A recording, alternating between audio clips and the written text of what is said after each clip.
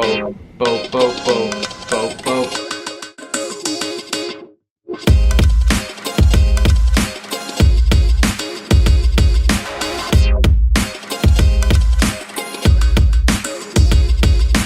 What's up YouTube, welcome back to ECIG. Today I'm looking at the Bow 1 by JWell out of France actually, but I believe these are manufactured in China, but it's by a French company. What is the Bow 1? The Bow 1 is a closed system device, which basically means that it has pre-filled cartridges full of e-liquid, varying strengths. You get like 12 I've seen, 24 and 28. This is a 28 right here. And the closed system basically means that you don't refill it, although I'll show you kind of how to do it after if you need to. It's pre-filled with the liquid. All you do is you slide it into the device, the light comes on, and then you vape it. There's a lot of information in this review that I need to get through, so bear with me. Let's start with the box. In the box you get your Bow 1 and you get the charger. You don't get the 2 pods that it says it comes with, but you do get them separately in a complimentary 2-pack box of the pods. All good, you do get those 2 pods, just not in the box. You also get a user manual that tells you about the battery life, so let's talk about that. When it's fully charged, you get a bright blue light. When it's kind of midway, you get a white light, which you can see here. And then when it's pretty much almost dead, you're gonna get a red light. It's a pretty simple system. Also, it's made in France. You get the blue, white, and red. Cool connection. I didn't know that. Thank you, Rowan, for pointing that out to me. Now, in the manual, yes, it does tell you how to use it, but there's also a bunch of flavors that they list, and there's some confusion with the flavors. Like I said, they don't come in the box. Every place that they send the Bow 1 to, like they distribute it to, is gonna have their own flavors. So I wouldn't concern yourself with what you see in the manual. Just look at where you bought it and see what flavors they have, and maybe look other places because everyone has different stuff. I know that a bunch of Canadian e-liquid manufacturers are getting their liquids put into the pods for the Bow 1, so I'm looking forward to that. For now, I just have kind of the standard ones that it came with. I'm not sure who manufactured the e-liquid, but I'm pretty sure that it was just done by JWell to get this first round of Bow 1s into the system. So since it's a closed system, you don't worry about buying bottles of e-liquid, you just buy the pods, and they come in packs of 3. Now your standard kind of pack of anything comes with about 5, say, coils, but since these ones hold 1.5 milliliters of e-liquid, which is slightly more than, say, like the JWell, which holds 0.7 milliliters, and it comes with 4 of them in a pack.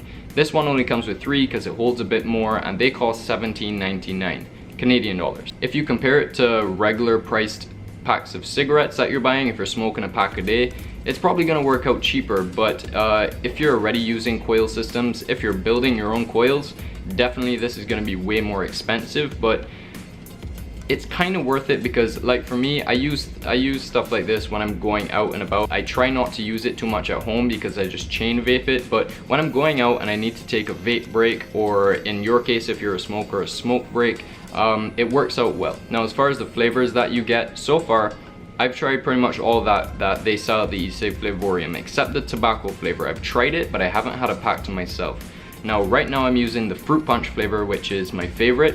It's a really good fruit punch flavor. It's kind of like your generic Kool-Aid kind of mixture drink, but the flavor is quite strong, which I like. The other ones I've had is the breezy mint, which to me tastes like a weak white Tic Tac flavor. If it was a lot stronger, I would really like it because I like mint. I like kind of that like vanilla tinge to it, and it's a nice flavor. It's just not strong enough at all, and it's kind of bland.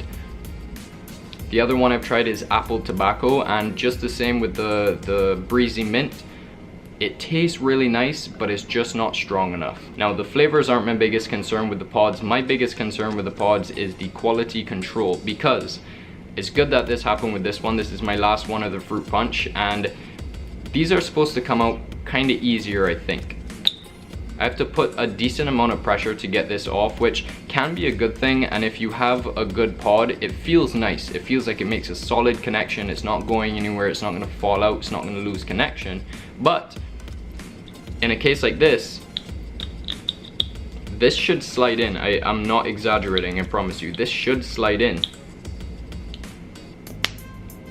But it doesn't slide in that easily. It feels like a few of the pods that I've had out of, say, the 9 I think that I've had, 9 or 10 or whatever, a good set of them have not fit properly in the device. You have to actually slam it down, and I guess it bends it, and then part of this green actual pod has ripped before. What the f? That should not be happening in a system like this. If I was a smoker and I went and the first one that I put in didn't work, I would be pissed off. That's something that I really think needs to be fixed. But once it's in, it vapes really, really well.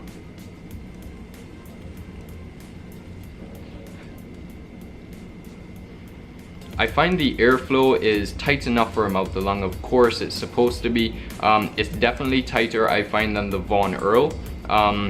But it's kind of like the Von Earl once it kicks in. If you watch my other review for the Von Earl, I kind of said that it takes like almost a second for the Von Earl to kick in because it has such a weak pressure sensor. This is kind of like the Von Earl once it's kicked in, and it vaporizes really nice. You feel the snap, crackle, and pop, and you hear it.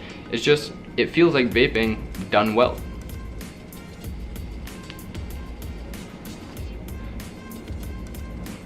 The throat hit, of course, is very decently strong. In this is 28 milligrams. Once we get into refilling the pods, I'm gonna try with the 45 milligram Mr. Salty salt-based nicotine e-liquid, and I think that may be very nice, but we'll have to see. I haven't tried it yet.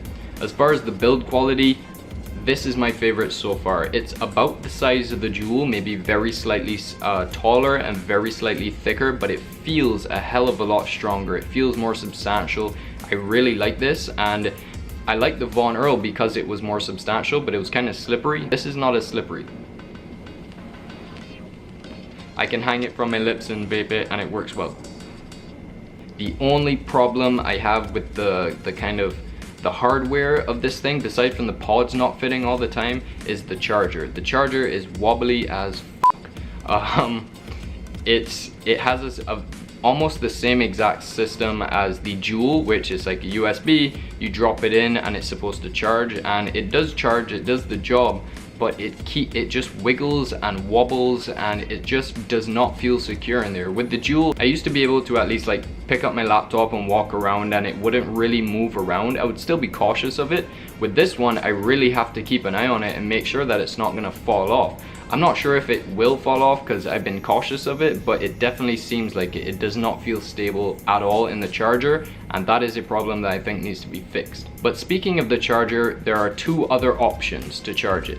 There is a cord which you can buy separately. I haven't personally seen it, I've only seen it in videos, and it looks very similar to the MyJet charger. The other option is kind of like a portable power bank for the Bow 1, and it costs more than the device itself. It costs $60 as opposed to the $50 that this costs, Canadian, remember. And I actually really like it. It has a big battery, like 1300 milliamp hours I believe, or it might be 15, but you basically just slide it in. I'm sorry I don't have it here. You slide it in, it has a spot for an extra pod, and you can actually vape it while you use it, and it's about the size of like a dual 18650 mod. So if you wanted something that performs like this and it uses the closed system, but you didn't want something that had like a short battery life or anything, you could walk around with that, and you're paying about the price of a regular mod, but you get this performance out of it, which I think is cool. It's a good option to give. And that's about it for the Bow 1. I mean, I really like this system.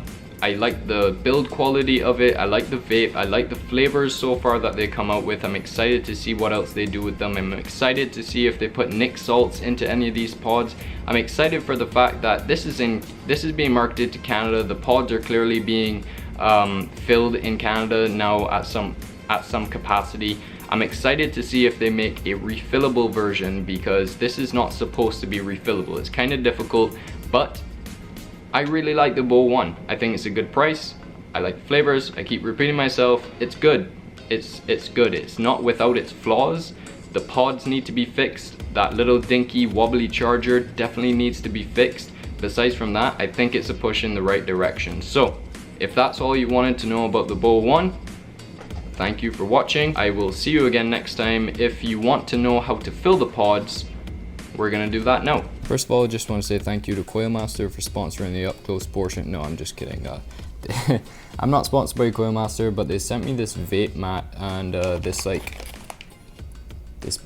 bag thing, this pee bag. Kind of cool.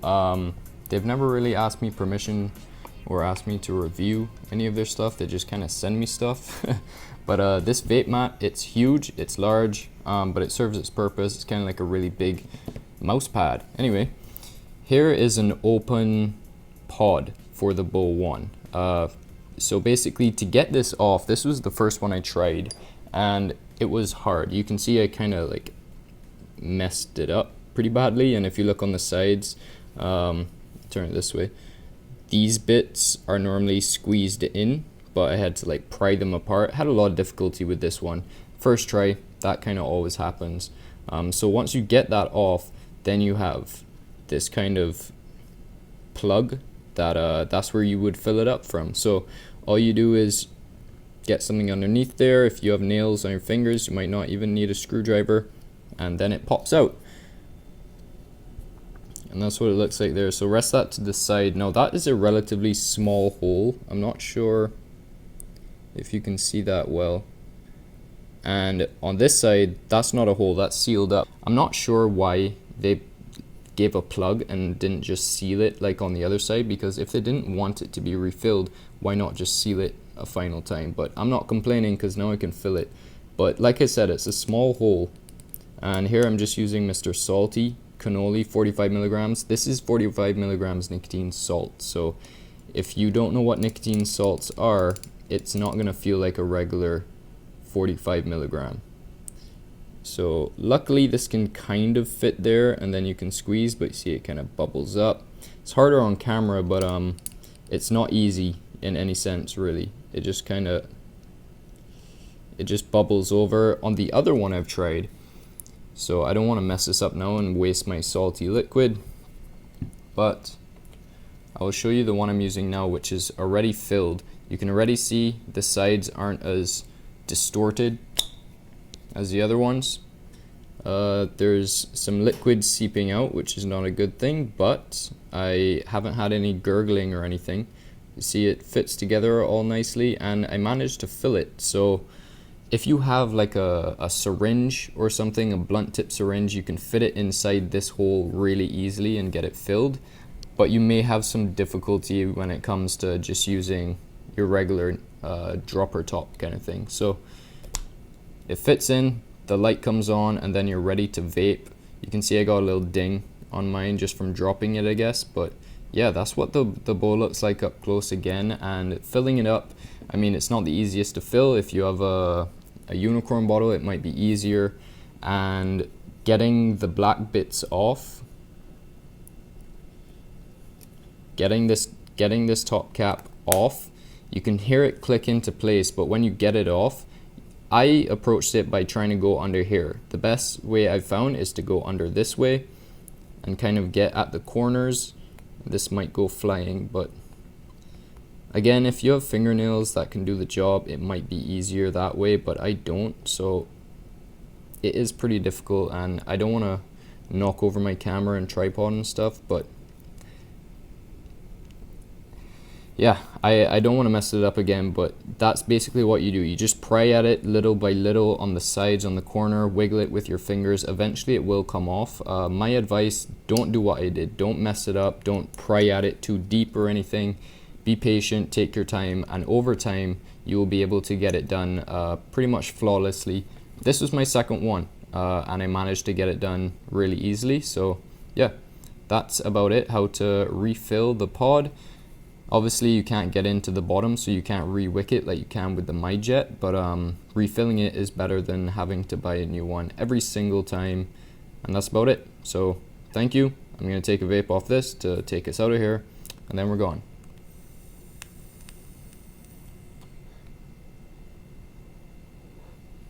Clouds, bro.